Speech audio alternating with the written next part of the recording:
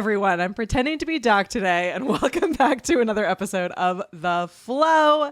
We are here with the absolutely incredible Jill Roberts to talk all things podcast production and pick her brain on all of the amazing projects that she works on all the time. So it's going to be a good one, and we're going to give a bunch of examples. So buckle up, and if you're listening to this later and you're not watching the video, you're going to want to swing over to YouTube so that you can actually see all of the cool things as well. So sorry to our listening audience, we're adding an extra task for you today.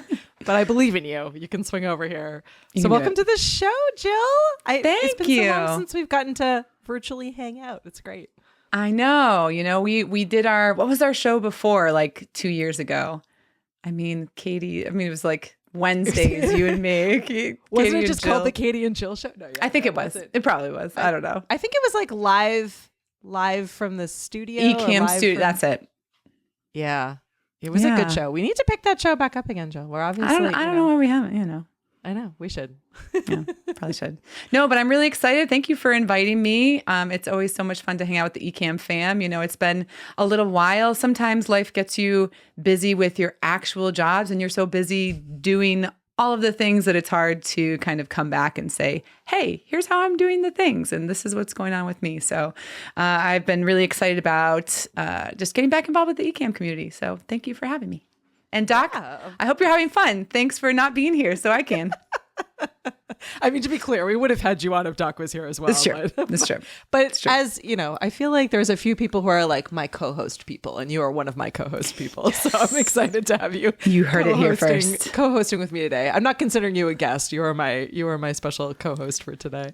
Yeah. Well, I'm super excited to pick your brain because I feel like over the last year, actually, Doc and I have been on this kind of mission of, helping people better understand the big picture workflows. But one thing we haven't really talked about and kind of dived into is the production side of it. And so by production, I'm talking a little bit about studio, which I know everyone loves to geek out over the gear, but also just about thinking through kind of all of the things that go into producing different kinds of podcasts. And you have worked on a lot of different kinds of productions, podcasts and otherwise. So I'm glad for you to be here, because I think sometimes we all think of like a video podcast as being like what we're doing here, but it could be different than this. And it could be bigger, it could be smaller, it could be, all the different things that go into a podcast can make them all appear really differently. So I'm excited that you're here to chat about some of that today. Yeah. So why don't we, before we jump too into it, I'm sure that there are some people here who have not yet met you. We skipped right over that. So why don't you give us a little bit of background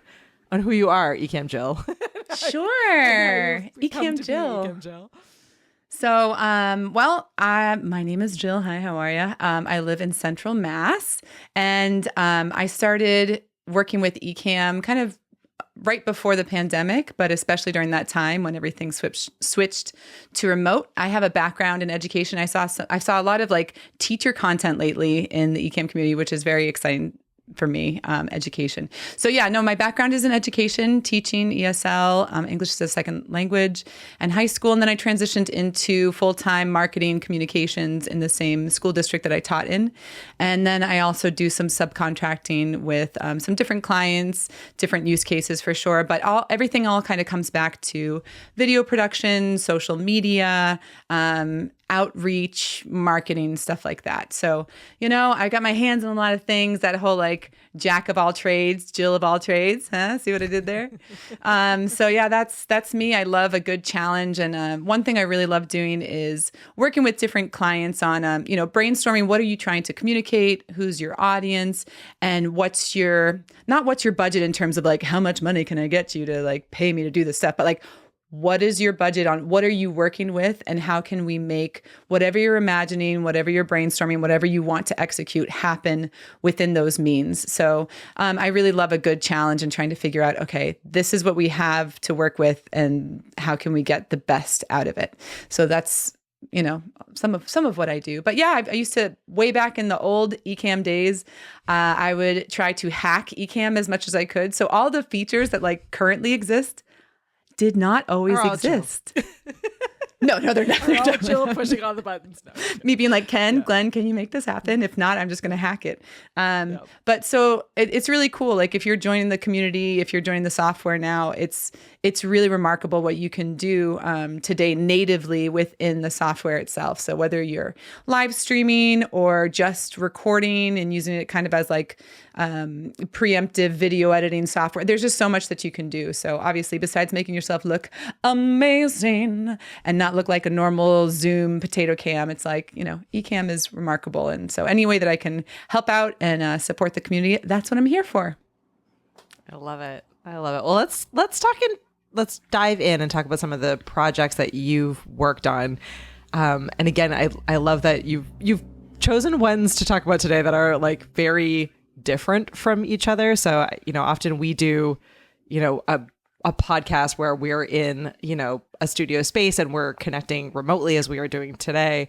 But you've worked on projects where you've actually had to like physically build out a space where everyone is like present IRL in the same IRL space, which is really, I think, different than what we've done a lot of discussion about. So do you want to start there and talk about kind of the process of what it was like to actually like build out a space where you're physically welcoming guests into that space and what some of the wins and challenges are there?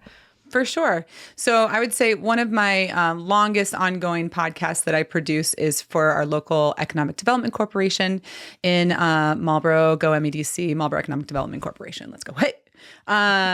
Yes, I dabbed for all of you audio listeners. I'm a 40-year-old woman with a bob haircut, very much millennial, and I just dabbed. Yeah. So definitely hop over to YouTube. Anyway, so with the MEDC, so we've been doing that podcast. And so for us, it was really important to have in-person guests. So it's kind of a small city and we have our host and I'm kind of the co-host and producer. And what we wanted to do is even during COVID, when we were all like 6 feet apart, we wanted to be able to have engaging conversations with people, and having that in person was just really important to us. We have local board members, business owners, people in municipal government. So to be able to invite people into the physical space and say, okay, here's where you sit. Let me adjust your microphone and camera. And we're just having a conversation to kind of take out the need for them to have a strong technology confidence. I won't even say background, because sometimes it's like if we're wanting to present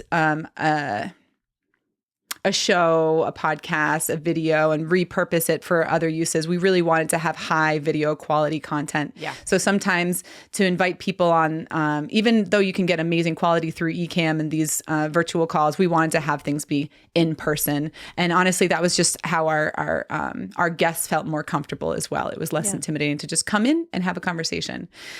So for that particular podcast, we knew that at the beginning we were producing this every other week when everything was shut down, and then we switched to like once a month because that was kind of a lot. But we were lucky enough in this, it used to be an old conference room. We had this big, huge table that took up the whole room. So we got rid of the table and we started off with whatever budget they had to get a few cameras, and then have that as our designated studio space. So over the years, it's kind of grown and we've expanded our devices in terms of tech. It used to be just on a MacBook, and then we got an iMac, and we had these potato cams, which is always what I call a webcam. And then we upgraded to some Canon M50s because we could get 3 without a lot of price. But for us, it was important to have everything kind of set up. The scenes, and I'll show you some of these in a little bit. The scenes didn't need to be amazingly remarkable, but we needed to be able to make our guests feel comfortable, highlight them, highlight what they were talking about and sharing about, and just facilitate a comfortable conversation that could then be repurposed into shorts and reels and clips and long form content, obviously, which is the power of like being able to live stream. So for us, it's like I need to be able to get there a half hour before the guest, turn on all the things, make a few adjustments, and hit live.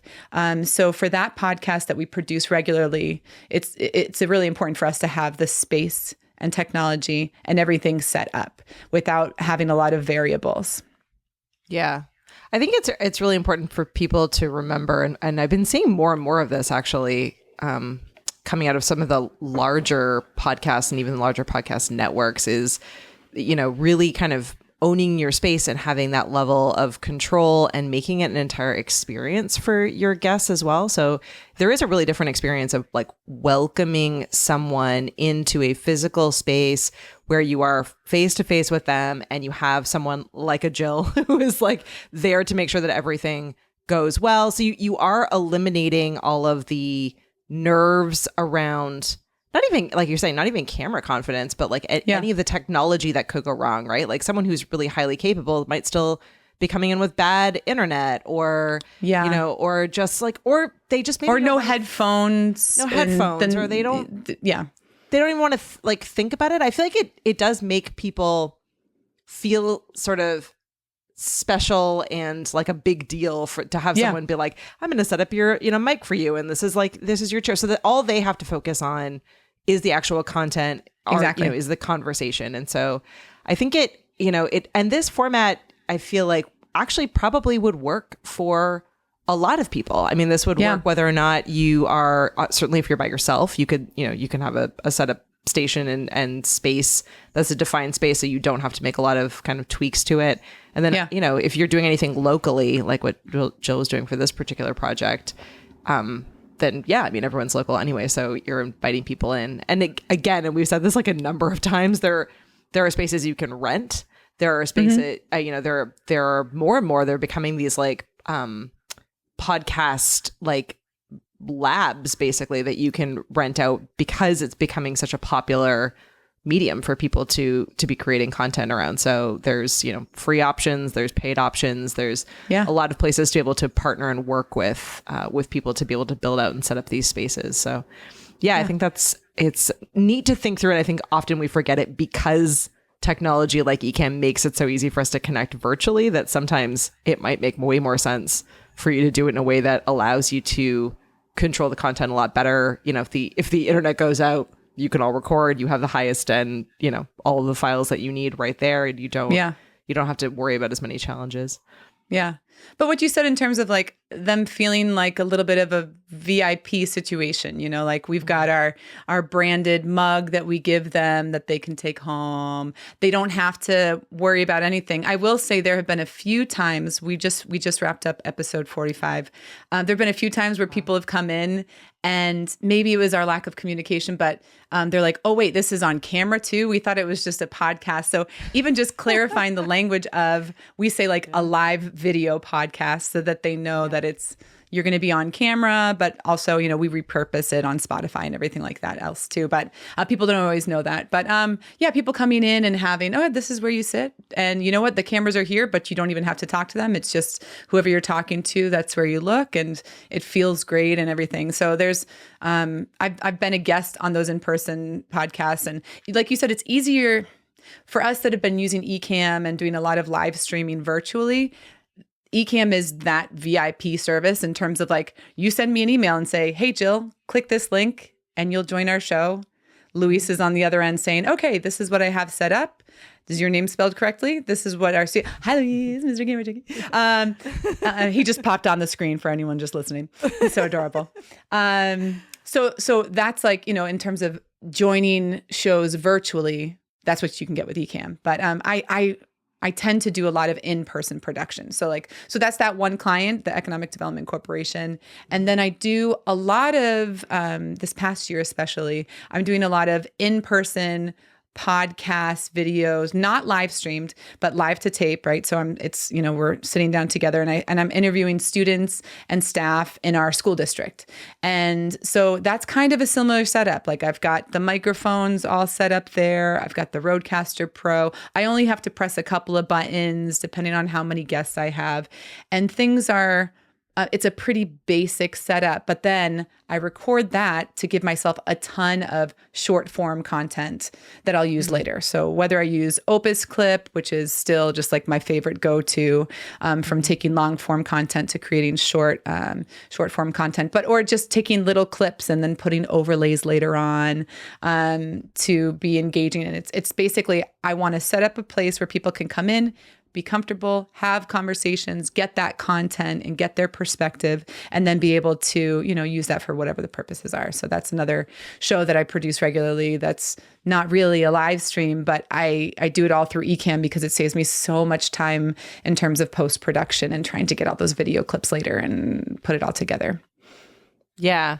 Yeah. I think it's important that the more people that I speak to, it is a different mindset. So a tool like Ecamm certainly was built originally as a live streaming tool. And so the structure of it and how you kind of build out and work through your show, regardless of what it is, regardless of whether it's a presentation or a podcast or, any kind of content, you're still having to think in that kind of live to tape mentality where you're basically you're producing it and you're like adding in all of those visual elements and sound effects and everything that you would want in the finished video. You're adding those as you go, and so that does save you ideally a ton of time on the post-production side of it.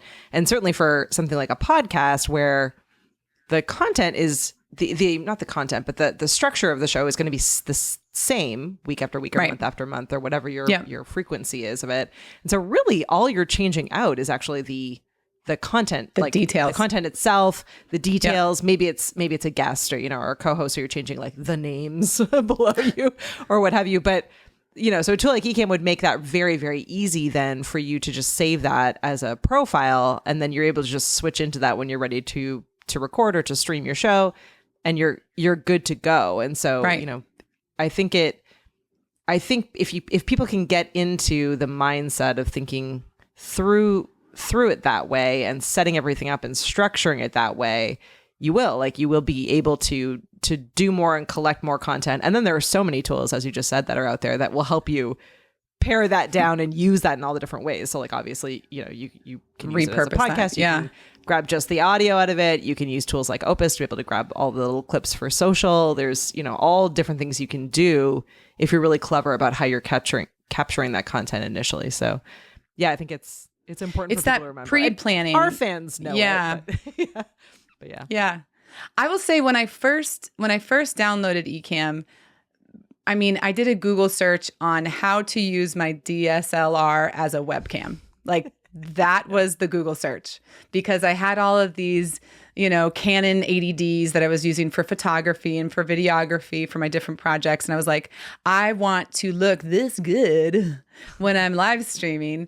And one of the first use cases I had was I was live streaming on Rosetta Stone's mobile app. So I had this huge pressure of sounding and looking great and also being able to make eye contact and listen to the producer in my head tell me what to say. It was a ton of pressure. But in that case, when I first downloaded Ecamm, I remember being like, wait, what's a scene? How do I use scenes versus overlays? Like, should I have a gazillion overlays or should I have scenes?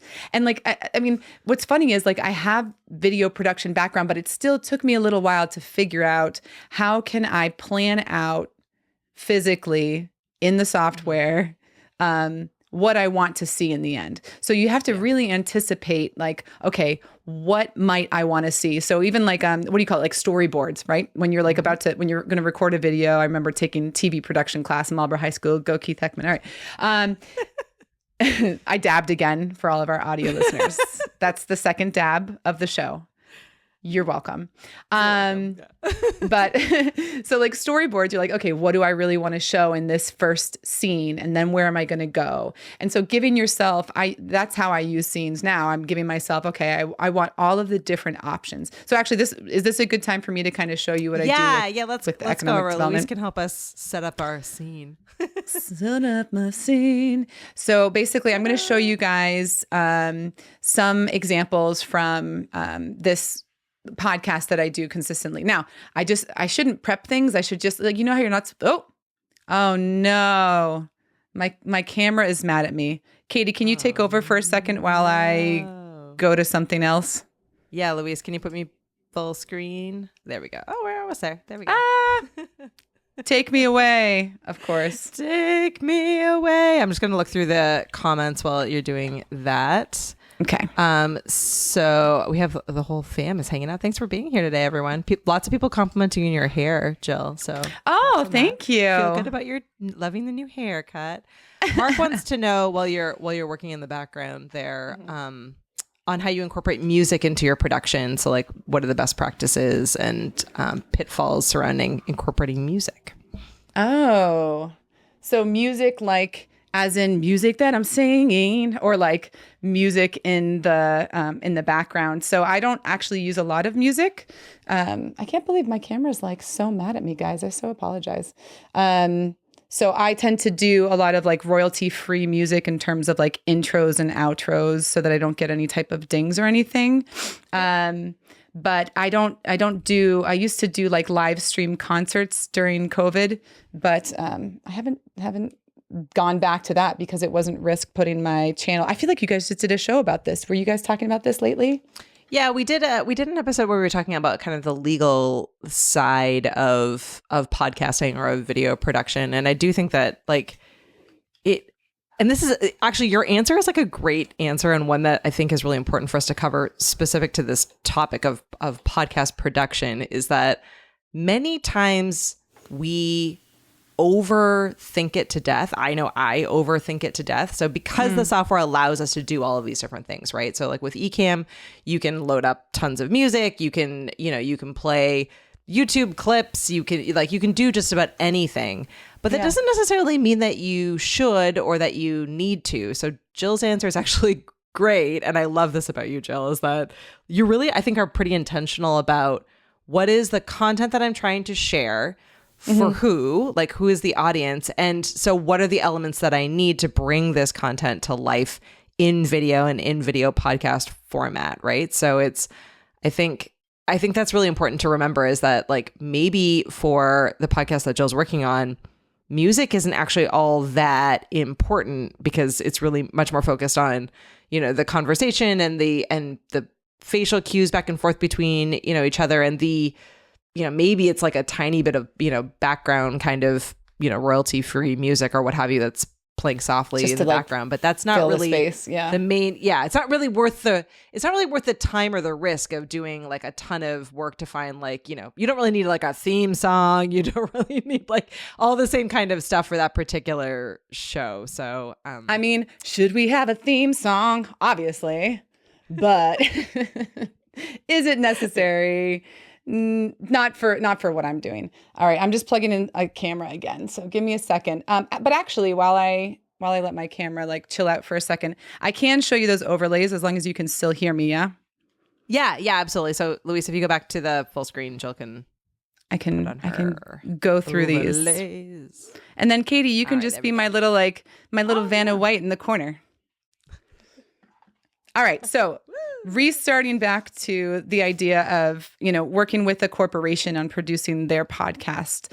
I knew that I wanted to start off each show with a 1-minute countdown just to kind of let everything out there. I feel like I usually stream through Restream. So there's different delays in terms of latency to YouTube and to Facebook and to LinkedIn. Mm-hmm. So I like to have that 1-minute countdown. And so I reuse this little intro slide every week, and I just customize it for our different guests. It's basic, it's simple. It takes me like a minute to update with the different people that are our guests and names and stuff like that. And then, there's your basic opening scene of our host, and then like the co-host, which if you were to zoom in, this is a thing that I should have checked. I ate blueberries right before we live streamed this. If you were to zoom in real quick, you don't, but it's horrifying. Anyways, I just thought I'd point that out for anyone. You can prep all you want, but just check your teeth before you go live stream because there's definitely a blueberry in my front tooth.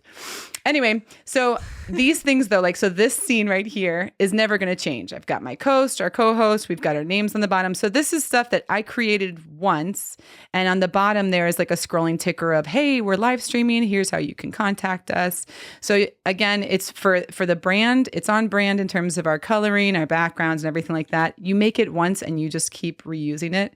And then you set up another scene where the guest is really the highlighted person. And then we're over there in the corner. I always create a lot of scenes where I don't need to be on camera, because I am setting up, if they mention a website that suddenly I want to pull in, I can totally do that. I use preview mode in Ecamm, and then I jump over to pull in the website on the second screen and pull that up. So I like to be able to, as the co-host, be behind the scenes for all those spontaneous things that might come up, which really, really, those are the things that impress the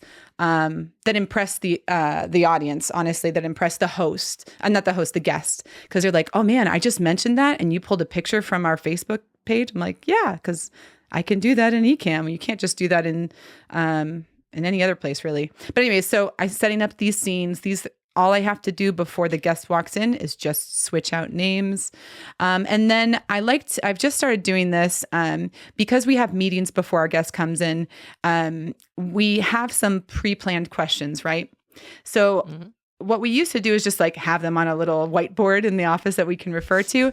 And then I was like, well, what if someone just jumps into the middle of our podcast? They need context to know what it is that we're talking about. So I set up in overlays and actually I have it showed in all scenes, and I have it in a position that could be popped onto any of our scenes, so that if we're talking, if our guest is answering a specific question, our audience, no matter when they jump in, has some context to know what they're talking about. I don't always use this because sometimes, we get talking about other things, but anytime I can do that, I like to do that, just again, to give context for people that might be jumping in. And then I always create a scene that's going to have our host, our guest, and then I have pictures that I know will be relevant to the conversation. Usually I ask our guests to send in some if they have any, but if they don't, I'm creeping on their social media beforehand. I'm going through their LinkedIn if it's, kind of like a high stakes. This is Sartorius, which is like a huge life science company. So it's kind of a big deal. So making the show more dynamic by not just having it be talking heads, but showing pictures and videos where we can. So again, these are all I've got, I think 8 scenes. So I got 2 more. Being able to show their website. And this website was really awesome because they had like a video playing in their website. So it felt even fancier. I switched to this scene. I was like, oh my gosh, I look like such a professional because their website looks so awesome. Yeah.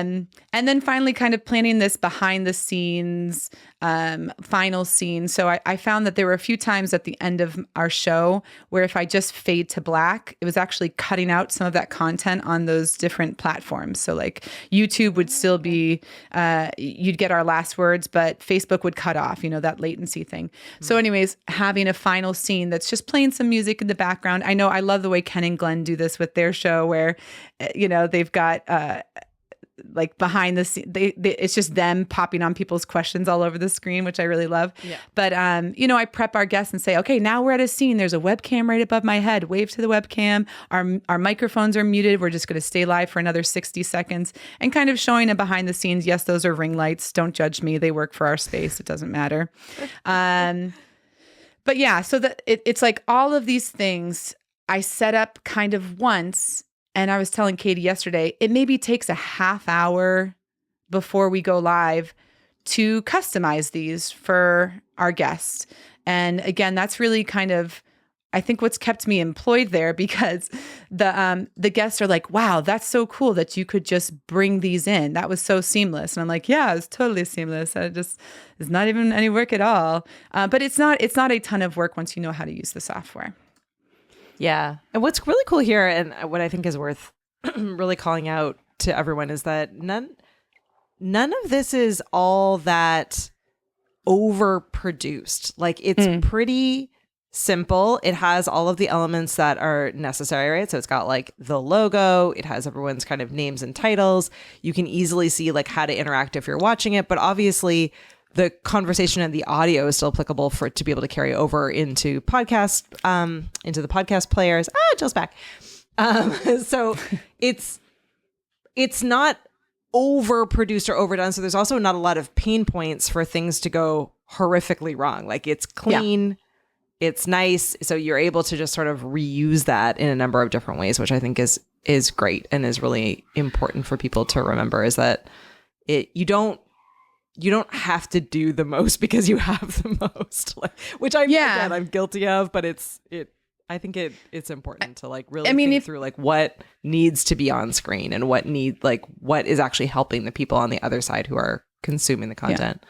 Yeah. And if you're wanting to create content consistently, like, in my little home office here, besides my camera overheating, you'll create more content if you have things set up. Yeah. So you want it to be easy. So at the MEDC, it's like, I know the first of every month I'm going to be doing this show, but then also we like to jump on camera last minute, like, hey, let's talk about this new project that's happening downtown. And we can just sit on our chairs and quickly jump on live. So like, if you're wanting to create more content, if you're wanting to push yourself to stay relevant and to just produce more, you want to have things set up so that you can just go back to it and reuse it and tweak a couple of things. And the same goes with, my other podcast with the schools. It's like, there's a space set up. It's not the most beautiful. There's not a gazillion overlays, but there doesn't need to be. It's about capturing those sound bites and sharing with the community what's going on. And so making it as easy as possible. So, but going back to, instead of thinking, I'm going to get a bunch of content and then fix it, produce it, edit it later. You can take, even just if you want to start from scratch, you could take an hour, maybe not even that much, especially with all the free resources and scenes that everybody shares. There's so much that you can put together preemptively. You can plan for an hour and then have your scenes set up and reuse them. So it is a little backwards thinking, like, what might I want to show?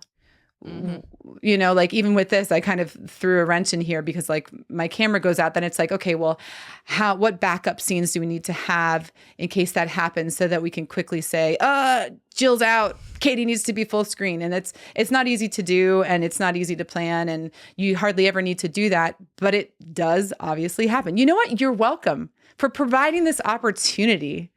Really? A learning opportunity. This is Luis, actually a great question coming in from Tora. So Tora asks, I love everyone's like, this might be a dumb question. It's never a dumb question. Never a dumb question. But when setting up and producing podcasts like this, does the client have to have their own Ecamm account or is the producer the person who kind of keeps the Ecamm account? I know what I would answer, but I know you do a lot of different projects. So how do you rock it? How do you own it? Oh yeah. No, the clients don't need to have anything. All we do, I mean, again, most of the stuff that I'm working on is in-person production, but when I've done virtual productions, it's great. It's just like, hey, click on this link and it will tell you, to write your name and it will prompt you to select your camera and your microphone.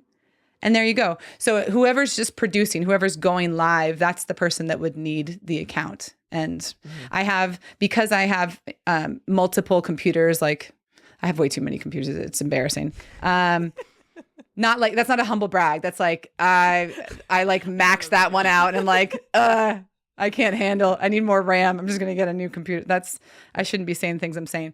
But anyways, I have that same, I can log into all of those computers under my account. So, if I'm going from this company to that, or this laptop to that iMac or whatever, it's that same profile. It's that same account. Yeah. And the cool thing too about it is once you get to the level of where Jill is and you have, projects that you're working on, different clients, you can also bring them even virtually into Ecamm and walk them through what the show will look like because you've already built all that out in Ecamm. So at any point, you could take them through and say okay, and then we're going to shift over here. So you're going to be looking at this camera. It allows you the opportunity to be able to, really you need to be thinking about this as if you are your own television station or television network. So go back in time with us. So I'll go back to the 90s. But yeah, that's really what you're capable of doing these days is you are the one that is, behind the scenes and working on all the content and either you are also the person on screen as well, like we are in this case, or, you know, or you're like Luis and you're staying behind the scenes and running the entire show. So there's all of that is possible. But again, the important part is really planning it out, thinking about what you might need, as Jill was saying, and thinking about also like the space. So like, again, as you were saying earlier, I think it's having a defined space, if you can manage it, is super important. Knowing how to like take down your space and move it somewhere else if that's what you need. Or like maybe you're like Jill and you have a couple different computers. So you're like, okay, this one always stays here, but I can log into this other computer and my, you know, all of my Ecamm files are saved, you know, on Dropbox or someplace where I can access them virtually. All of these things are worthwhile considerations to be thinking of. Honestly, regardless of whether you're podcasting or live streaming or whatever. Yeah. Video. And if you're wanting to like be a producer, if you're wanting to like talk about a pitch deck, you know, I've done this plenty of times where I've been like, oh, I'd love to produce your hybrid event. Although hybrid events are kind of a nightmare, but let's just pretend that I'm still really into that and want to like make all the money. I don't. The hybrid events just, anyways. But to be able to say, yeah, you know what? Let's talk about this. I've got like a 20-minute presentation, and then you send them the Ecamm link, and then they get to see this. And then you're showing them, oh, this is where I would have you. Let me show you this scene. Oh, you like that picture? Oh, this isn't your updated logo. Hold on, let me just get your logo. You drop it on there. I mean, once you get familiar enough with the software, like you're able to do this on the fly. But, you know, obviously you don't do things on the fly. I would say a great person that's done this is Stephanie Garcia. She's so great at like, she'll create scenes where like, let's say instead of me being here, it'll be like the profile or a silhouette of the clients and stuff like that. Yeah. So, you know, you can use Ecamm as a pitch deck as well to show people, no, this is what I can produce for you. And this is how seamless I can make it. Yeah. But it's like, it's thinking ahead on what are all the possible scenes that I might want to show? How can I make this easy so that all I'm doing is clicking that scene, and then you could eventually get a stream. There's so many different ways to make it easier. But from the very basic, thinking of the different things that you might want to show, and all the different variables and all the different, you know, bells and whistles that you can add on top of it, depending on your client's needs. Yeah. And I love this comment. It says, I learned the importance of having a be right back video that you can play should something happen. I'm embarrassed to say that like every time that something happens, I'm like, that would be a good thing to have. And yet I still do not have that in my arsenal. So even if it's just like, again, going back to kind of like music, it could be a video, it could be, you know, it could just be a graphic that you're playing like some music behind or what have you. But the ability to, you know, to kind of just keep people there while you quickly move behind the scenes is super important, because that will help you stay calm as well. There's nothing worse than kind of, I mean, sure. Jill is a professional, so she's fine. But most people would be like, oh no, you know, like they can see that everything is broken. I need to, the panic that kind of rises in the background is for those high stakes live streams. So like graduation ceremonies, for example, that's something that's like, I know hundreds of people are going to watch. When the world was shut down and I was live streaming hockey games, I knew that the only way that people could see their kids playing hockey was through this link. And so I would have overlays that would, if like this one particular rink we would go to was just the worst reception, it didn't matter what I brought. It was just like, it was sketchy. So I would have overlays that would remind people every once in a while that says, should we lose our live stream, a video will be shared shortly. Like I would constantly push that out once in a while. Oh, that's smart. Just to say, because people would be like, wait a second, this is glitching, this is slowing down. It's like, yeah, we know there's certain things that are out of our control. But I do have scenes for those high stakes live streams that are like, should we lose connection? Or like whatever, or if a camera's gone out, there's definitely options. So I highly recommend that, because if it could happen, it's going to happen at some point, especially when you're cranking out so much content. It's just all the variables. Something's going to happen. Yeah. Oh, I see so many familiar people here in the comments. Sorry. I just like pulled that up. You're all good. This is a good question too on bidding for projects. Do you ever have to get into bidding projects? if you're working in education and kind of a lot of government-y kind of stuff. So yeah. How does it work for trying to get clients and get into the world of production? So yeah, I see that from Rich. Hi, Rich. How are you? So if it's funny, I would love to like pull more people into what I'm doing so that I could bid for more jobs and grow the team, because I'm just limited with being like, one more time, Dab, with being a one-man show. But so I don't have to do as much bidding for jobs now because I'm kind of at my limit in terms of reaching out. But I will say when I'm hosting, even just working with Sartorius last week as a guest, they were like, oh, do you do subcontracting? Because it would be great to have something like this in our own headquarters. And I'm like, yep, yeah, absolutely. Here's my card. Now, I don't know if I'm ever going to do that, but for sure, I've definitely bid for some jobs to do more so a couple of years ago where I would do exactly this and I'd invite them to come on and show. But yeah, once you're, for me, I'm in that municipal government, school government. So there's like circles where people will say, oh, I saw that you did that video. Can you do something similar for the Metro West campaign and stuff like that? So by creating content and me sharing that content on LinkedIn, on my personal Facebook, who says it all the time? Is it Luria or Stephanie? Top of mind, tip of tongue. It's like sharing out that content that you're doing. People are like, oh, I would love that for what we're doing. And then that leads to conversations. And then you can show them personalized with their colors, right? You can change all these things and make it all branded for them. That's a huge way, a huge sales pitch. But being known, if you're an obnoxious, outgoing person like me, it's not too hard to put yourself out there. But yeah, there's certain guidelines in terms of different fields of work where you have to be registered to bid for certain jobs. So that's a totally different process as well. I think Ivan Barra can talk to that because he's done a lot of work like that. Yeah. Yeah. It is interesting. And I mean, again, like we're now seeing more and more and more people moving particularly into the podcasting space. And often we talk, entirely about kind of like, either like side hustle or hobby podcasts or like podcasts that you're doing alongside something else. But like large companies also are looking to, to reach more people through this medium. And I mean, and medium and small size companies as well. So there's certainly potential for someone who can, get really good at this. The work that you do is visual, so it's easily able to build kind of a portfolio or examples of your work. And there are lots of people who have no idea how to do this. For these people, it feels big and overwhelming and too much. Yeah. So it's a really good opportunity if you can be smart about it. People are looking to grow their businesses and to get in front of more people, and they have the expertise to speak to the content, but they have no idea how to structure or set up a podcast or absolutely. To and some people to do any of this. Don't want to be bothered with that. There was one client that I worked with out in Texas, and I knew him previously, and I ran into him at Social Media Marketing World, and we just reconnected. And then I noticed that he was interviewed a lot on the actual news. Like he owns a big deal company. Yeah. Big deal client. And I was like, I wanted to let him know that I could easily help him just look cleaner.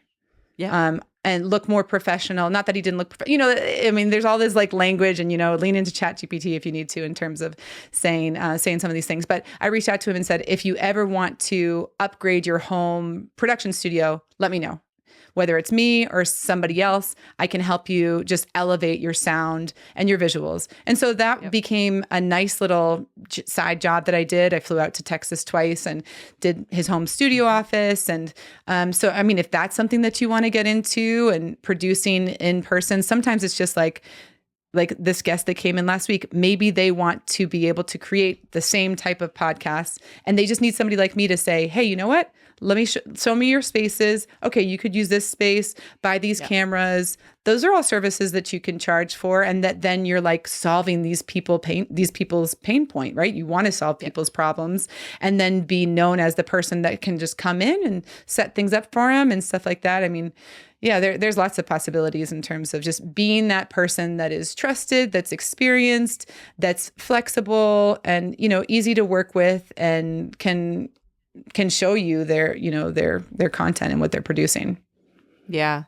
There's some great questions coming in. Tora asks, is it more effective to handle production on an a la carte basis for each job or as part of a package contract deal? Wait, let me read that again. Is it more effective? Is it more effective? Yeah. I would say usually a package contract deal. I mean, there's different, it can be so broad in terms of like the stuff that I've done. So some people will be like, hey, can you just come in and tell me what to do? And I could be like, I can do some consulting and then get us, here's this amount of money and then I get this much from it or whatever. Or you can, so for me, I knew after doing that studio builds were not necessarily my thing because I don't want to be the tech expert to constantly be like, this camera won't work or, that stuff can be a little bit tedious. But I don't know, there's just so many options in terms of like what you get called on and what people are looking for. So yeah. I mean, with my regular client, the MEDC, I get paid as a subcontractor. So that's something that I go in, once a week or a few times a month. I go in and I get like an hourly rate. So for me, that makes sense for that particular client. But to be their go-to like social media person would then be a different stipend, if you will. Yeah. Yeah. And it's worth looking at. I know Stephanie off the top of my head has a really good, we'll drop this into the description to the show notes later, but she's got a really good like rate calculator she does for production. And so be thinking through like, what are the things that you want to do and B, have a skill set and a background in, you can literally just rate those out. And so then as you're talking to, to different potential clients, you can say like, here's my rate card for these different things, or you can bundle them together and then kind of make a package or a proposal that way as well. So there's understanding like what the value is for each of those individual tasks is likely the best place to start for being able to get into this space and understand like what's possible, because it can be difficult. And as you said, like you might want to definitely be in the production space, but not doing, social media or not doing there's so many different aspects that go within, that can come alongside some of these things that it's good to know like where your lines are. Like I'm going to do this, but I'm never going to do this. Or like, as you said, like, maybe setting up studios isn't your thing because it's not worth the upkeep. The upkeep or the time and, raises too many questions. It's not where you want to be playing. So it's important to understand all of that going into it. Yeah. Awesome. Do we miss any slides? I can't, as usual, I'm always like, wow, an hour gone. I know. Is there anything we didn't cover? We talked through, both different, did you have any, examples? Did you bring with you on what the student interview show? You know what? I'll drop that in the YouTubes. I'll drop that in the YouTubes. Into the YouTubes. But yeah, that main goal of that. I mean, so I'm employed by that school district, so it's kind of just like, oh, this is part of my job, and I'm wanting to use this skill set. To for our students and for our school. But a big part of that is giving students and teachers a space to be highlighted and then create all this short form content on Instagram, which the kids just go crazy for it. They just love those little reels. They just love seeing themselves on there. But yeah, capturing long form content, like that's huge in terms of podcasts. I think some people will do their own podcasts. I mean, think about it. All these people I follow on TikTok, all this content that I'm consuming on TikTok are these 1 minute or 5 minute clips from a much longer conversation. It's funny. Sometimes I won't ever listen to their whole podcast. I won't ever even go to their YouTube channel, but it's these short clips from these long interviews that just really are super engaging to me or super shareable. So a lot of people will do long form content for the sole purpose of having that short form content. And I mean, that's definitely where I fall personally in terms of like my passion projects. But professionally, both happen, but you won't get that short form content unless you have those long conversations. And that's like the beauty of podcasts, because you get space and time, and you don't always, even if you have a plan, you don't always know what's going to happen. Like speaking as a tenured teacher, I create my lesson plan. I know what I need to go over in that 47 minutes with those kids. And I might be teaching that same course 3 times in the same day, but each period is different because each group of kids is different. I've got that chatty group. I've got that group that just stares at me and I'm like, okay, great. So let me fill in some space. You don't know. So podcasts, it's so important to be able to facilitate conversations and see where things go. And I mean, it's super powerful because you don't know where it's going to end up. Yeah. Well, I really appreciate you taking the time to come on. And if you enjoyed this conversation, literally in 4 minutes from now, we are hosting a workshop alongside Daniel, who is also another incredible producer, to dive into the technical details of production and video production. So definitely swing over and join us. I know that Paul can drop the link for that into the chat here if you're hanging out with us live. But I always appreciate chatting with you because you're so you make it feel so doable and approachable. So I hope that everyone else felt that way as well. But definitely follow Jill. Find her in the community. Where else are you hanging out these days, Jill? It's funny. I feel like my own personal YouTube page, the YouTubes, I'm not cranking out a lot of content there because I'm producing so much for the clients. I mean, again, a little humble brag. Just kidding. I'm a single mom. I need to make money and pay bills. But no, I'll drop it in the YouTube's description, ways to get in touch with me if you guys are interested in continuing the conversation. And I hope to get more involved. And wait, Creator Camp. If you're coming to Creator Camp, definitely see you there. Creator Camp. Well, thank you so much. Thanks all the Flow Riders for hanging out with us in the live chat. We always appreciate that. If you love the show, you can find it every week. We release a new episode, flow.ecamm.com. We're available on YouTube, Apple, Spotify, Amazon, all of the places where the podcast getting is good, as Doc says. I'm going to pretend to be Doc today. And this show, like every other, is hosted and sponsored by our friends over at Captivate. They're just an absolutely incredible podcast host. So if you're looking to get into this space, be it for your own podcast or one that you are producing, we highly recommend Captivate. You can find them over captivate.fm. And from all of us here at The Flow to all of you, thanks for hanging out with us. And we'll see you next time. Bye. Bye.